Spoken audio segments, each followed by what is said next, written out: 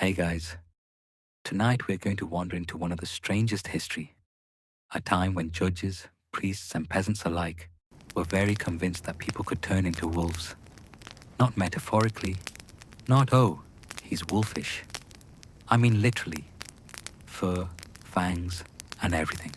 So, settle in, get the blankets, dim the lights, maybe let your cat curl up nearby. She'll protect you from any passing werewolves. Tonight's topic is the real werewolf trials. Yes, actual trials, with lawyers, verdicts, and people confessing in court that they were, in fact, part-time wolves. Now let's float back in time to the late Middle Ages and early modern Europe. That's roughly the 1400s through the 1600s, depending on which dusty archive you pull from. This was the golden age of superstition. Witch hunts were raging. The Protestant Reformation had everyone anxious. Plagues popped in and out like uninvited relatives. And in the countryside, wolves were a very real problem. They killed livestock. Sometimes they attacked travelers. For a farmer with no shotgun, a wolf wasn't just a fairy tale. It was an actual, terrifying threat. So, when a child disappeared or a flock of sheep turned up shredded, what explanation did people reach for? Not coyotes, not mountain lions. Number. The answer was, clearly, someone in the village is a werewolf. Because of course, and once that idea took hold, Europe's legal system, always eager for some light entertainment, decided to make it official. Courts began charging people not just with witchcraft, but also with being wolves. And thus began the werewolf trials. Peter Stump, the famous German werewolf. One of the most infamous cases came out of Germany in 1589. His name was Peter Stump, sometimes written as Stumpf, or just that werewolf guy. He was a middle-aged farmer near Cologne, and he was accused of being the MVP of all werewolves. According to the court records, Peter confessed to over 25 years of looping crime. Not just nibbling sheep. No, full horror movie material. He supposedly attacked travelers, killed livestock, devoured children, and even allegedly ate his own son, which, if true, was not exactly a wholesome father-son bonding experience. How did he confess to this? Well, let's just say medieval interrogations weren't exactly polite Q&A sessions. Under torture, Peter told them what they wanted to hear. He claimed the devil had given him a magical belt, a literal werewolf accessory, that let him transform at will. When asked to produce this belt, nobody could find it. Big surprise, but the judges didn't need evidence.